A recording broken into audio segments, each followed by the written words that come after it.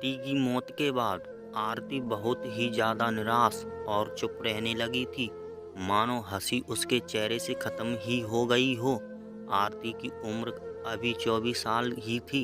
यह उम्र उसकी हंसी खुशी रहने की थी और इसी उम्र में उसने इतना सब देख लिया था। उसकी मांग का सिंदूर जो अभी सही से चढ़ा भी नहीं था। पति की मौत के बाद उसकी ये मांग सूनी हो गई। आरती की उम्र अभी बहुत कम थी और उसकी सारी जिंदगी अभी यूं ही पड़ी थी। बिना पति के प्रेम के उसका ये जीवन पहाड़ चढ़ने के बराबर था और उस पे अभी तक कोई बच्चा भी नहीं था। इसलिए आरती के ससुर ने उसको वापस उसके घर भेज दिया, जहां वो दोबारा शादी करके अच्छे से अपना जीवन जी सके। आरती अपने माँ बाप के घर तो चली गई, पर वहाँ भी उसका व्यवहार वैसा का वैसा ही रहा। बस वो चुपचाप ही अकेले कमरे में बैठी रहती थी और अपनी किस्मत पर रोती थी। कुछ दिन बाद वहीं निकल गई और एक दिन राहुल नाम का लड़का उनके यहाँ किराए पर रहने के लिए आया। राहुल दिल्ली से लखनऊ अपनी पढ़ाई के लिए आया था। आरती का घर उसके कोचिंग सेंटर के नज़दीक था, इसलिए उसने वो रेंट पर ले लिया। राहुल का कमरा आरती के कमरे के एकदम सामने था और एक रोज आरती अपने कमरे में कपड़े बदल रही थी कि तभी राहुल की नज़र आरती के नग्न जिस्म पर पड़ी और वो आरती के सुडैल बदन को देखकर उत्तेजित हो गया और अब वो आरती के बारे में गंदी और हवस भरी सोच रखने लगा।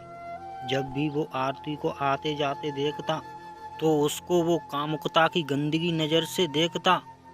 वो अब आरती के पास आने का बहाना ढूंढने लगा और एक दिन जब आरती बाथरूम से बाहर नहाकर आ रही थी तो राहुल ने केले का छिलका वहां डाल दिया, जिससे आरती फिसलकर गिरने ही वाली थी कि तभी राहुल ने उसको अपनी बाहों में भरकर संभाल लिया और वो उसकी नज़रों में एक अच्छा आदमी बन गया। आरती को ये मालूम नहीं था कि जिस इंसान ने उसे गिरने से बचाया है वही उसको अपने पलंग पर गिराना चाहता है। उस दिन के बाद उन दोनों में नज़दीकियां बढ़ने लगीं और धीरे धीरे दोनों एक दूसरे के करीब आते गए। आरती अब राहुल से सच्चा और गहरा प्यार करने लगी थी। अब आरती को उसका जीवन व्यतीत करने वाला एक साथी मिल चुका था। वो अब बहुत ही खुश रहने लगी। उसके होठों की मुस्कान और चेहरे की लाली अब दोबारा आ चुकी थी, पर वो ये नहीं जानती थी कि राहुल उससे नहीं बस उसके सुडैल शरीर को प्यार करता है। और एक रात राहुल ने आरती को अपने कमरे में बुलाया और आरती के कमरे में आने के बाद उसने आरती की खोली भर ली और उसके बदन को चूमने लगा। आरती ने राहुल को दूर हटा दिया और बोली कि ये सब ठीक नहीं है, पहले हम शादी करेंगे, उसके बाद ये सब। पर राहुल उस रात कामुकता से भरपूर भरा पड़ा था। उसने आरती को समझाते हुए कहा कि ये शादी भी हो जाएगी, तुम बस मुझे प्यार करो। और वो आरती के जिस्म पर हाथ फेरने लगा और उसके कपड़े उतारने लगा।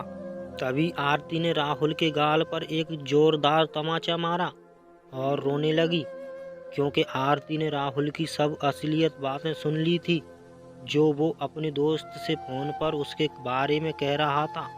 राहुल एक नंबर का धोखेबाज और फरेबी इंसान था।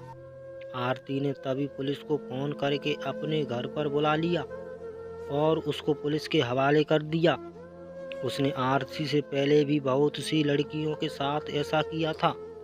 तो मेरे प्यारे साथियों, क्या आरती ने सही किया या गलत किया? क्या राय है आपकी इस कहानी के बारे में?